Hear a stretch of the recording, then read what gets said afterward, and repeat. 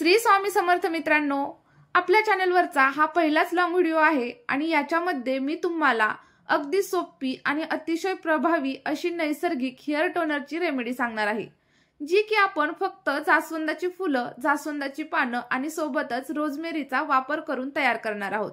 आणि हा जो टोनर आहे तो तुमची केस गळती पूर्णपणे बंद करेल आणि नवीन बेबी हेअर्स उगवायला देखील सुरुवात होईल।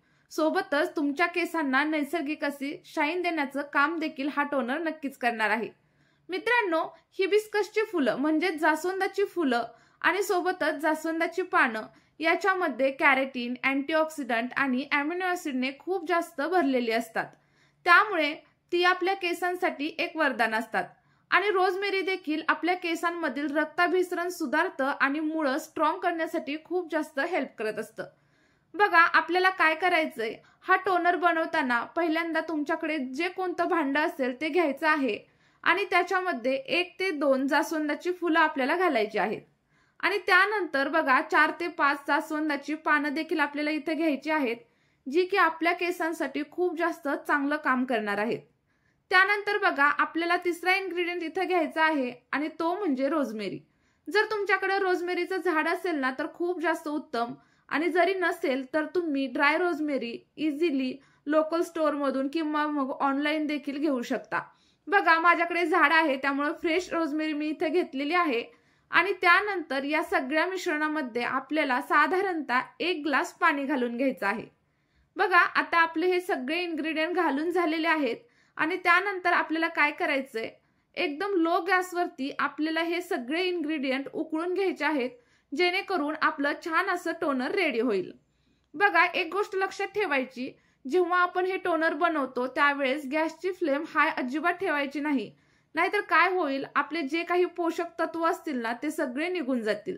बघा, आपलं जे टोनर आहे ना ते व्यवस्थित असं तयार करून झालेलं आहे आणि त्याचा कलर देखील इथं चेंज झालेला आहे आणि याचा सुगंध देखील खूप छान येतो।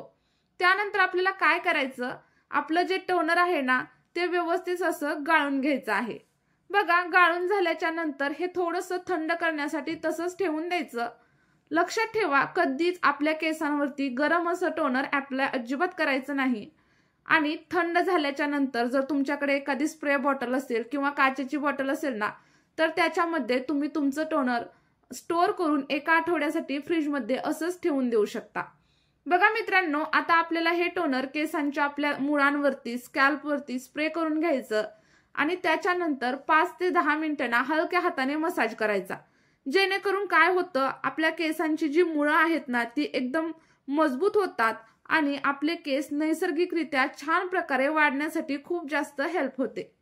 बघा, माझ्या सांगण्यावरून 10 ते 15 दिवस तुम्ही या टोनरचा वापर करा, तुमची केस गळती पूर्णपणे थांबण्यासाठी हेल्प होईल आणि सोबतच तुमच्या स्कॅल्पवरती छोटे छोटे बेबी हेअर्स देखील यायला सुरुवात होईल आणि तुमचं स्कॅल्प तुम्हाला अतिशय हेल्दी वाटायला लागेल आणि तुमच्या केसांना नैसर्गिक आणि सुंदर अशी शाईन देखील दिसायला लागेल।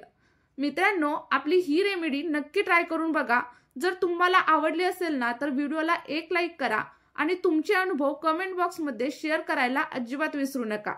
मित्रांनो, आपली हीच नैसर्गिक रेमेडी फॉलो करा आणि अशाच नैसर्गिक ब्युटी टिप्ससाठी आणि हेअर टिप्ससाठी आपल्या चॅनलला सबस्क्राईब करा। भेटूया नेक्स्ट व्हिडिओमध्ये।